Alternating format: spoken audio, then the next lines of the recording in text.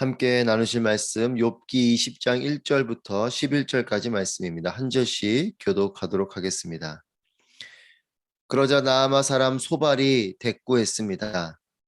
어쩔 수 없이 내 생각을 토로해야겠군. 참 답답하다. 나를 모욕하고 훈계하는 말을 듣고는 내 영이 깨닫는 바가 있어 대답할 수밖에 없구나. 자네는 옛날부터 내려온 이 일을 알지 못하는가? 사람이 이 땅에 살게 되면서부터 악인의 승리는 짧고 위선자의 기쁨은 순간이라는 건 말일세. 그 뛰어남이 하늘을 찌르고 그 머리가 구름에 닿는다 해도 그는 자기 똥처럼 영원히 쓰러지는 법일세. 그를 본 사람들이 그가 어디 있느냐 할 걸세. 그는 꿈처럼 날아가 버려 더 이상 찾을 수가 없을 것이며 정녕 밤에 보는 환상처럼 사라져 버릴 걸세. 그를 본 눈이 다시는 그를 못 볼 것이고 그가 살던 곳도 다시는 그를 보지 못할 걸세. 그 자손은 가난한 사람에게 은혜를 구하겠고 가난한 사람이 손이 그들의 재물을 되찾을 걸세. 함께 있습니다. 그 뼈는 젊은 기운으로 가득 찼었지만 그 기운도 그와 함께 흙먼지 속에 누울 걸세. 아멘. 할렐루야. 오늘도 우리 함께 하신 하나님을 찬양합니다. 주님의 말씀이 또 기도하는 가운데 하나님의 응답이 우리 한 사람 한 사람 가운데 충만한 오늘 이 아침이 되기를 소망합니다. 하나님은 우리에게 관계적인 삶을 말씀하십니다. 그래서 하나님을 사랑하고 이웃을 사랑하는 것, 이것이 율법의 완성으로 우리에게 말씀하십니다. 하나님께서 우리에게 주시는 그 모든 말씀, 그 명령, 그 계명을 정리하면 하나님을 사랑하고 이웃을 사랑하는 것이죠. 그렇기 때문에 하나님은 하나님과의 관계, 그리고 이웃과의 관계를 맺고 사는 삶을 말씀하시는 것이에요. 그리고 그 관계의 중심이 사랑이다라고 말씀하시는 거죠. 관계를 맺으면 생겨나는 것이 있습니다. 바로 대화입니다. 하나님과의 관계 속에서 펼쳐지는 대화가 기도이고 또 이웃과도 우리가 대화를 할 때에 풍성한 관계가 되는 것이죠. 아무리 주변에 사람들이 있고 그런 관계 속에 있다 해도 대화가 없으면 그 관계는 풍성할 수 없습니다. 하나님과도 우리는 기도로 대화하고 또 이웃과도 대화를 통해서 풍성한 삶을 누리게 되는 것입니다. 사람의 고통 중에 하나는 홀로 있는 것입니다. 그렇기 때문에 하나님 없는 영적 외로움이 우리에게는 영적인 고통이 되는 것이요. 또 홀로 있는 삶이 우리의 삶에는 고통이 되는 것이죠. 코로나로 인해서 비대면에 점점 익숙해지고 심지어는 이렇게 비대면으로 있는 것을 좋게 여기는 그런 풍조가 생겨날까 봐 걱정스럽기도 합니다. 우리는 계속 누군가를 만나야 되고 또 대화하고 관계를 맺을 때 우리의 삶은 행복하고 또 기쁨이 넘치는 거죠. 그런데 이렇게 대화가 없는 것도 고통이지만 사랑 없는 대화, 상처를 주는 대화도 고통이 된다는 것이에요. 대화가 있기는 하지만 이 대화가 사랑이 없는 또 상처를 주는 이런 대화가 될 때 고통이 됩니다. 여러분, 대화가 없는 것도 고통이지만 대화가 왜곡되어져 있는 것도 고통인 거죠. 그래서 모든 존재하는 것은 존재의 부재, 즉 존재가 없는 것도 문제이지만 존재의 왜곡, 즉 그것이 잘못되어져 있는 것도 문제가 되죠. 저는 저와 여러분의 관계가, 저와 여러분의 이 대화가 사랑이 되기를 축복합니다. 하나님을 사랑하고 이웃을 사랑하는 것이 우리의 관계적인 삶에 하나님께서 우리에게 주신 말씀, 명령이듯이 우리의 관계는, 우리의 또 대화는 사랑이어야 되는 거죠. 그런데 이 욥을 향한 친구들의 조언, 또 친구들의 말을 보면 이들의 말이 욥에게는 상처가 되는 것이에요. 아이러니한 것은 욥이 내가 너희들의 말에 상처를 받았다라는 내용의 말들을 할 때 친구들도 마음이 상하는 것을 봅니다. 내가 상처를 주고도 나 때문에 상처받았다는 말을 들으면 여러분은 어떻습니까? 친구들을 보면 자신들이 욥에게 상처를 주고 있으면서 욥이 그들의 말에 상처받았다는 말을 듣고 그들의 마음은 상해서 또 더 그걸 말하는 것들을 봐요. 여러분 어떠세요? 내가 상처를 주고도 나 때문에 상처받는 말을 들으면 상대방에게 미안하다고 할 마음이 듭니까? 아니면 무슨 그런 말에 상처를 받는가? 내가 너를 생각해서 한 말인데 하면서 서운한 마음이 듭니까? 욥의 이 대답에 어제 말씀까지 욥이 대답을 했죠. 그리고 이제 오늘 보는 20장 1절부터 말씀해 보면 이제 소발이 대꾸를 합니다. 2절 3절 말씀입니다. 어쩔 수 없이 내 생각을 토로해야겠군. 참 답답하다. 나를 모욕하고 훈계하는 말을 듣고는 내 영이 깨닫는 바가 있어 대답할 수밖에 없구나. 말은 참 오묘합니다. 말을 안 해도 문제지만 너무 많이 해도 문제인 거죠. 음식에 양념과 같은 생각도 들어요. 양념이 없으면 맛이 심심하지만 또 양념이 너무나 과하면 맛을 망치죠. 말을 안 해도 문제지만 말을 너무 많이 해도 문제입니다. 말이 많아지고 길어지는 것은 왜 그렇습니까? 내 기분, 내 마음이 정리되지 않아서 그래요. 또 상대방을 가르치려고 할 때 우리는 말이 길어집니다. 또 상대방이 나에게 하는 말을 인정하지 않을 때 우리의 말이 길어집니다. 엘리바스, 빌다, 소발 이 세 친구는 욥을 위해서 말을 한 것 같지만 그 말이 욥에게는 위로가 되는 것이 아니라 오히려 상처가 됐던 것이죠. 그래서 이 상처가 된 마음에 욥이 솔직한 고백을 합니다. 너희들의 그런 말이 나에게 위로가 되지 않고 너희들이 오히려 하나님처럼 나에게 이야기한다 이렇게 말을 하죠.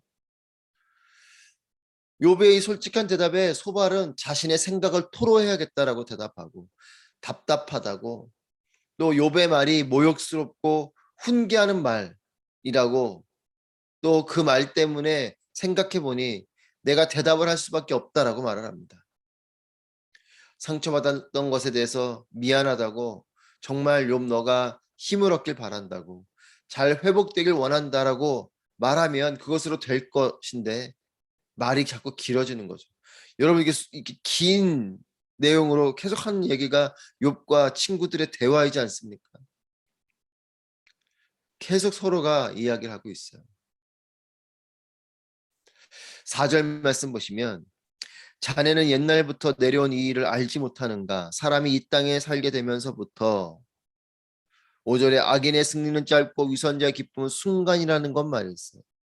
옛날부터 내려온 이 일, 옛부터 내려오는 지혜를 언급하며 소발은 자신의 말에 힘을 싣고 있습니다. 여기까지 오면 이 말들이 욥을 위한 말이라기보다는 자신을 위한 말이 된 것 같습니다. 여러분, 우리의 말은 누구를 위한 말입니까? 자녀들을 위해서 하는 말로 하지만 어느 순간 그 말이 나를 위한 말이 되진 않습니까? 상대방을 향해서 말을 하지만 어느 순간 보면 그것이 나를 위한 말이지 않습니까? 나를 변명하기 위해서 또 내가 한 그 말이 그에게 영향력을 주게 하기 위해서 자꾸만 나의 말을 강조하고 있지는 않습니까? 5절부터 11절 말씀은 권선징악적인 말을 하고 있어요. 악인의 승리는 짧고 위선자의 기쁨은 순간이다. 맞는 말이죠. 보편적이고 도덕적인 말입니다. 6절 7절 말씀은 아무리 탁월해도 똥처럼 영원히 쓰러지는 것이 악인의 삶이다. 맞는 말입니다. 그리고 악인의 이 멸망에 대해서 한편으로는 우리의 마음 간에 위로도 되죠. 8절 9절 말씀은 흔적도 없이 사라질 아무 의미 없는 악인의 삶을 말하고 있습니다. 하나님의 심판을 기대하면서 이렇게 사라져버릴 악인들의 삶에 대해서 공감이 되는 말입니다.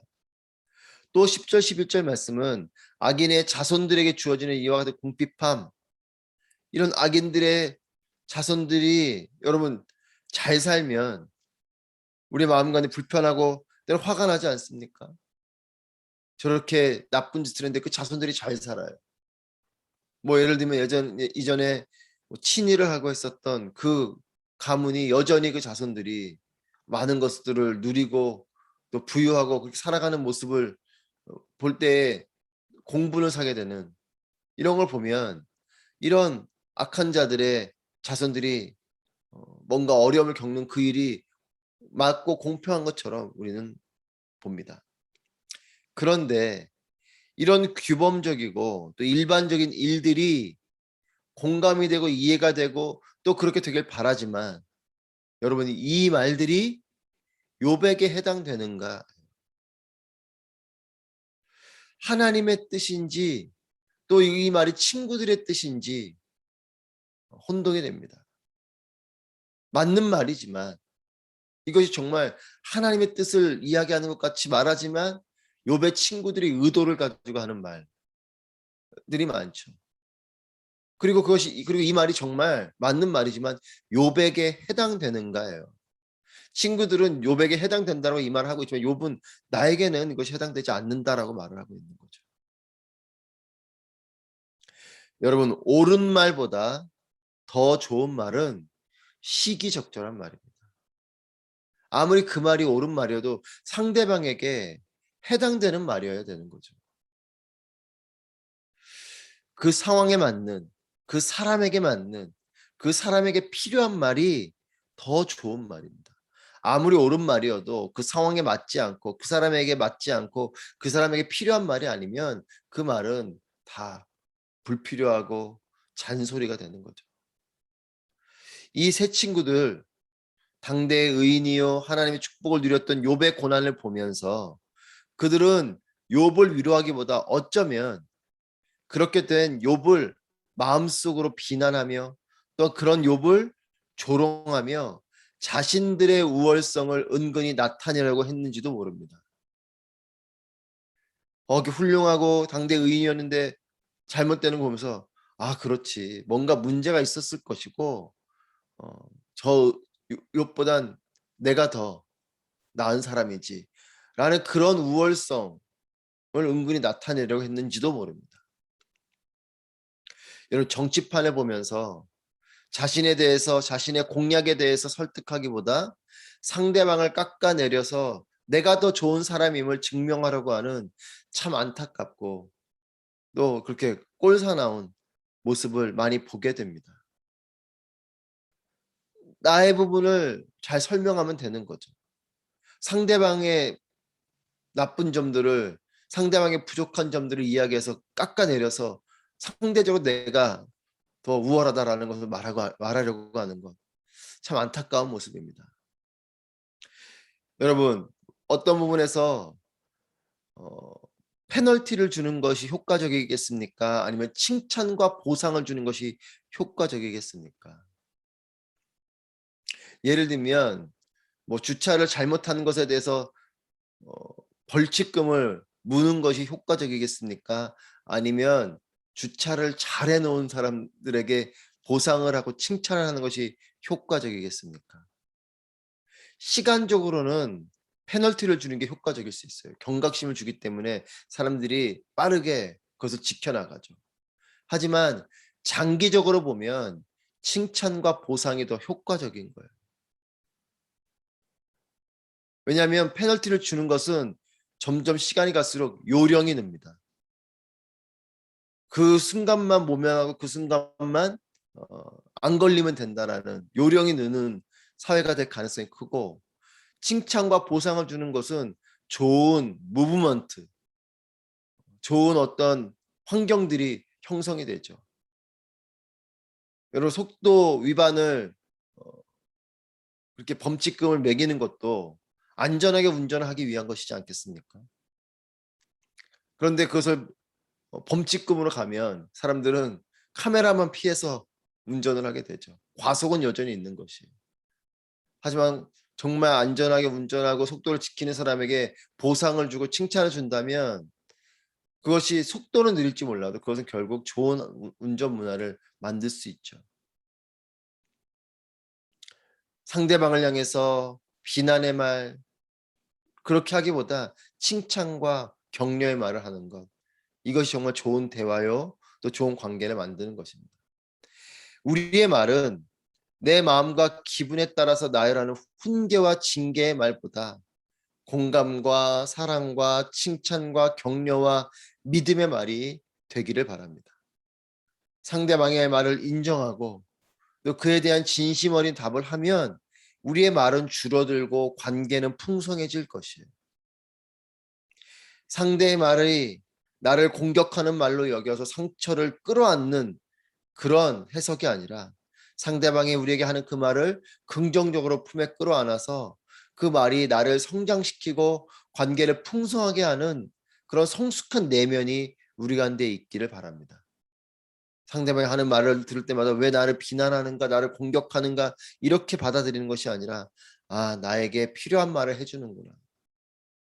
여러분 가끔은 상대방의 지적이 나도 인정이 되고 공감이 되면서도 나의 어떤 잘못된 부분이 드러나는 것 같아서 상대방을 향해서는 화를 내거나 그렇게 또 같이 반박을 하거나 그러지는 않습니까? 내면이 건강하고 성숙하면 우리의 이 반응은 상대방을 향해서 말하는 것은 달라지죠. 내가 어떤 마음으로 말을 하는가에 따라서 내 마음이 어떤가에 따라서 좋은 말이 잔소리가 되기도 하고 시기적절한 말이 되기도 하는 것입니다.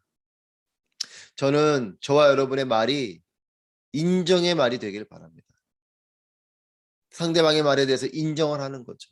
상대방의 말을 그대로 잘 받아들이는 그렇게 인정하는 말이 될 때에 또 우리의 말이 시기적절한 말이 되기를 바라고 사람들을 위로하고 격려하고 소망을 주는 향기로운 대화로 인해서 아름다운 관계가 펼쳐지기를 바랍니다. 여러분 오늘 하루도 아니 우리의 평생에 사람들과의 관계 속에서 대화 속에서 가족들과의 관계 속에 이웃들과의 관계 속에 그리고 지체들과의 관계 속에서 우리의 언어가 인정하는 말이 되고 시기적절한 말이 되고 위로와 격려와 소망을 주는 그런 향기로운 대화가 되어서 오늘 하루도 우리의 평생의 삶에 풍성하고 아름다운 관계가 펼쳐지게 되기를 주님의 이름으로 축복합니다. 기도하시겠습니다. 기도하실 때에 하나님 나의 마음과 기분에 따라 상대방에게 뱉어내는 말이 아니라 나의 말이 예수님 닮은 진정한 공감과 사랑과 칭찬과 격려와 믿음의 말이 되게 하여 주시옵소서. 우리의 말을 위해서 함께 기도하고 또 나를 향한 상대방의 그 말을 긍정적으로 받아들이고 그 말에 상처받지 않고 그 말이 옳은 말이면 인정하고 용납함으로 내가 성장하고 관계가 풍성해지는 성숙한 나의 내면이 되게 하여 주시옵소서. 이렇게 우리의 언어와 우리의 내면을 위해서 함께 기도하도록 하겠습니다. 기도하시겠습니다.